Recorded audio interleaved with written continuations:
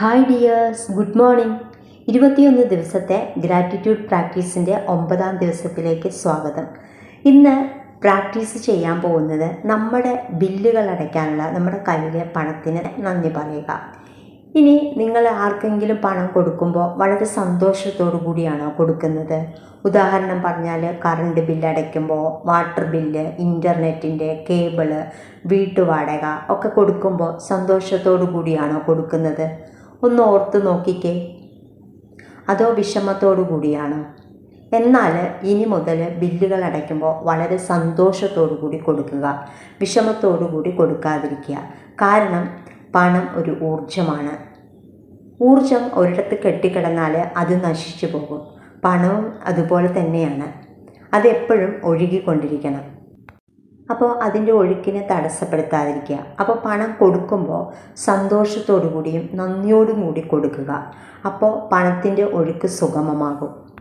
ഇനി current bill അടയ്ക്കുന്നത് നമുക്ക് KSEBയിൽ നിന്ന് നമുക്ക് കിട്ടിയിട്ടുള്ള സർവീസിനാണ് നമ്മൾ ബില്ലടയ്ക്കുന്നത്. അതുപോലെ തന്നെ വീട്ടുവാടക കൊടുക്കേണ്ടി വരുമ്പോൾ നിങ്ങൾക്ക് ആ വീട്ടിൽ സുരക്ഷിതമായിട്ടിരിക്കാനായിട്ട് സാധിക്കുന്നില്ലേ?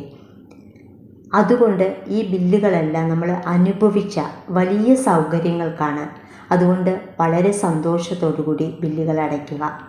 ഈ കൊടുക്കുന്ന പണം നമ്മുടെ അടുത്തേക്ക് ഇരട്ടിയായിട്ട് തിരിച്ചു വരും എന്ന് വിശ്വസിച്ച് കൊടുക്കുക. ഇനി ചെയ്യേണ്ടത്, നിങ്ങൾ അടച്ചിട്ടുള്ള ബില്ലുകൾ എടുക്കുക.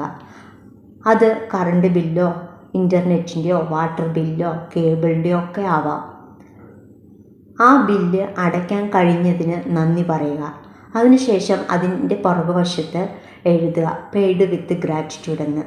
ഇനി നിങ്ങൾ ഓൺലൈനായിട്ടാണ് ബില്ലടച്ചതെങ്കിൽ മനസ്സിൽ വിചാരിക്കാം. ഇനി ഏതൊരു കാര്യത്തിന് പണം കൊടുക്കുമ്പോഴും സങ്കടത്തോടെ ആവരുത്. പകരം ആ സേവനം നൽകിയവർക്ക് സ്നേഹത്തോടെയും നന്ദിയോടെയും കൂടി തിരികെ നൽകുക. പണത്തോട് നമ്മൾ കാണിക്കുന്ന പോസിറ്റീവ് മനോഭാവം നമ്മുടെ ജീവിതത്തിലേക്ക് കൂടുതൽ സമൃദ്ധിയും സന്തോഷവും ഒക്കെ വന്നു ചേരും. അപ്പോൾ ഇനി മുതൽ ബില്ലുകൾ കാണുമ്പോൾ നിങ്ങൾ വിഷമിക്കേണ്ട, പകരം സന്തോഷത്തോടെയും കൃതജ്ഞതയോടെയും അതിനെ സ്വീകരിക്കുക. അപ്പോൾ ഇത്രയേ ഉള്ളൂ ഇന്നത്തെ പ്രാക്ടീസ്. അപ്പോൾ എല്ലാവരും പ്രാക്ടീസ് ചെയ്യുക. അപ്പോൾ അടുത്ത ദിവസത്തെ പ്രാക്ടീസുമായിട്ട് വരാം.